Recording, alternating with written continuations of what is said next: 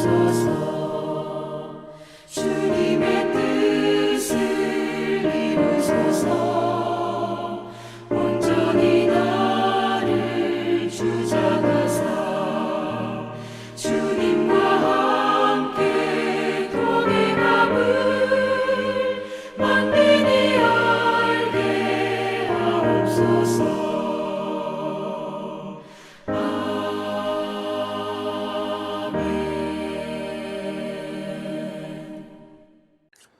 오늘 우리에게 주신 하나님의 말씀은 욥기 11장 12절부터 20절의 말씀입니다. 구약성경 772쪽입니다. 욥기 11장 12절부터 20절의 말씀을 드라마 바이블로 낭독합니다. 허망한 사람은 지각이 없나니 그의 출생함이 들나귀 새끼 같으니라. 만일 내가 마음을 바로 정하고 주를 향하여 손을 들 때에 내 손에 죄악이 있거든 멀리 버리라. 불의가 내 장막에 있지 못하게 하라. 그리하면 내가 반드시 흠없는 얼굴을 들게 되고 굳게 서서 두려움이 없으리니 곧 내 환난을 잊을 것이라. 내가 기억할지라도 물이 흘러감 같을 것이며 내 생명의 날이 대낮보다 밝으리니 어둠이 있다 할지라도 아침과 같이 될 것이요 내가 희망이 있으므로 안전할 것이며 두루 살펴보고 평안히 쉬리라. 내가 누워도 두렵게 할 자가 없겠고 많은 사람이 내게 은혜를 구하리라. 그러나 악한 자들은 눈이 어두워서 도망할 곳을 찾지 못하리니 그들의 희망은 숨을 거두는 것이니라. 샬롬, 오늘도 하나님이 새날을 주셨습니다. 현재 처한 상황이 어떠하든지 주님의 놀라운 은혜와 주의 완전한 평강이 우리 모두에게 임하기를 소망합니다. 잠시 기도하겠습니다. 승리의 하나님, 삶을 살아가며 수많은 문제와 상황을 만날 때, 그리고 사단이 우리를 넘어뜨리려고 파놓은 함정을 만날 때 저희들이 주님을 부르게 하여 주옵소서. 또 주님을 부를 때 공급하시는 지혜와 능력으로 한 사람도 실족하지 않고 능히 승리하며 살아가게 하여 주옵소서. 오늘도 귀한 하나님의 말씀을 듣기 원합니다. 성령님, 잘 듣고 깨닫고 잘 살아가도록 힘 주시옵소서. 예수님의 이름으로 기도드립니다. 아멘. 오늘도 말씀을 보면 소발은 욥을 향해 지각이 없고 미련한 자라고 비난하고 있습니다. 즉 욥이 하나님에 대하여 했던 모든 말들이 모두 어리석고 미련한 주장이라는 것입니다.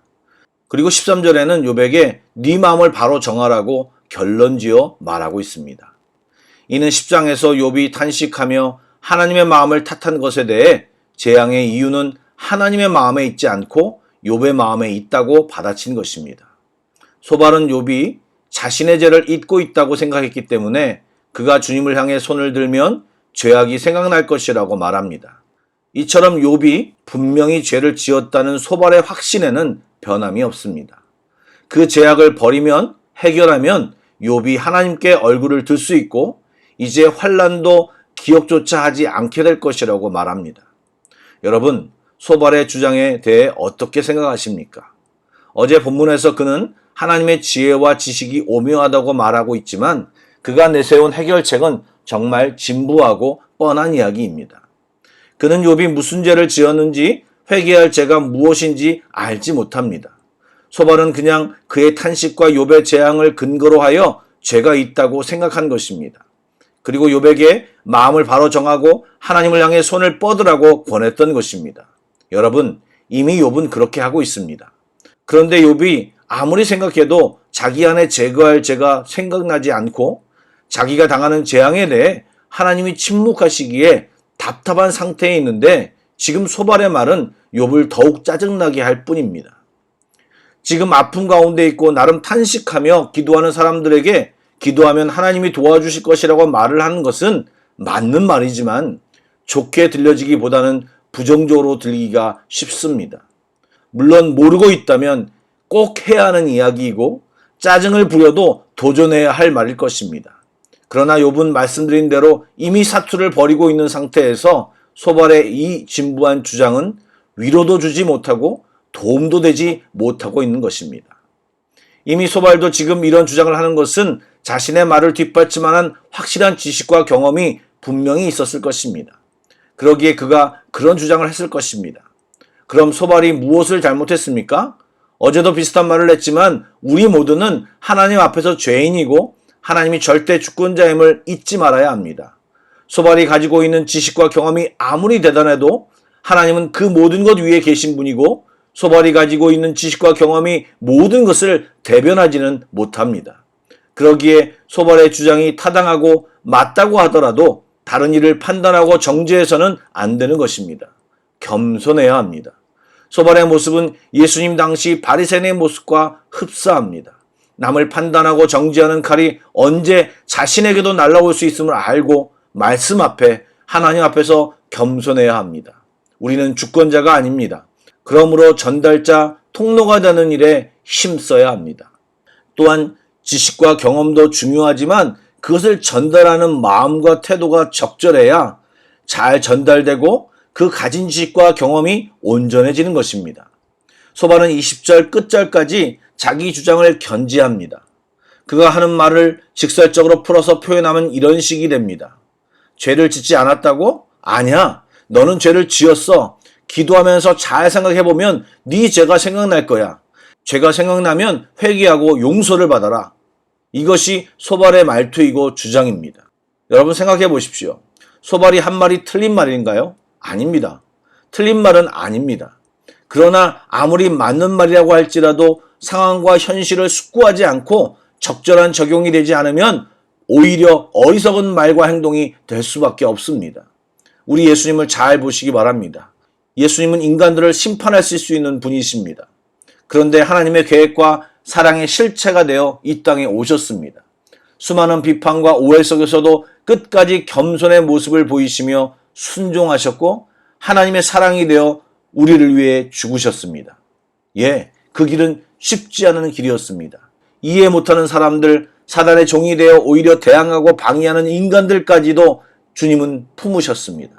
이 주님의 모습을 우리는 잘 묵상하며 다른 사람에게 다가가 섬겨야 할 것입니다.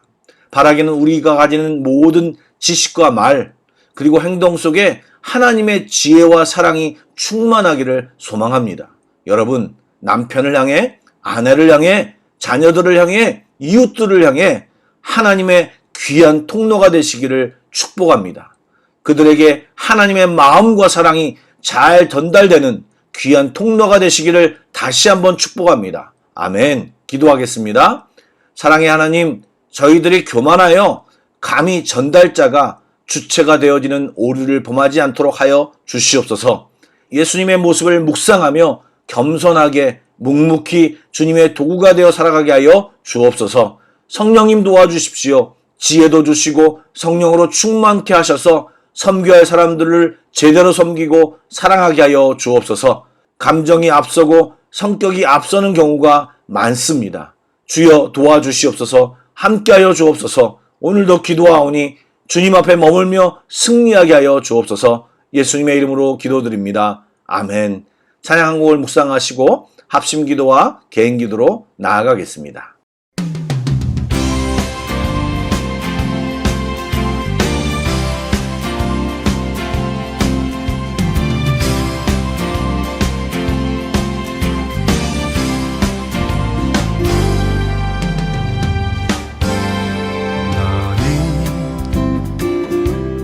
너머로 뻗은 나무 가지에 푸른 열매처럼 하나님의 귀한 축복이 삶에 가득히 넘쳐날 거야.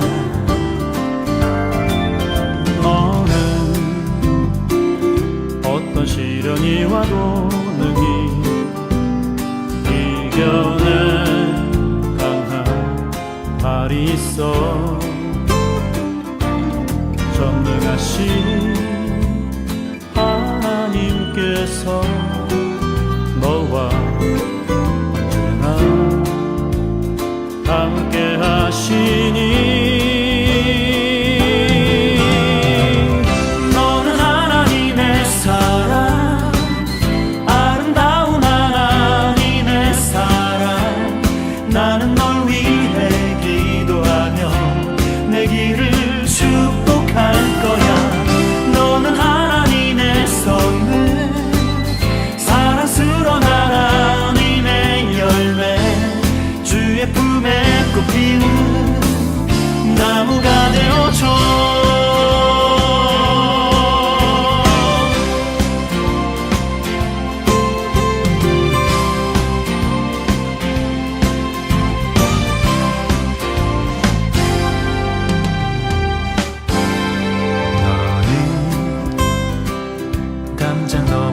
모든 나무 가지에 푸른 열매처럼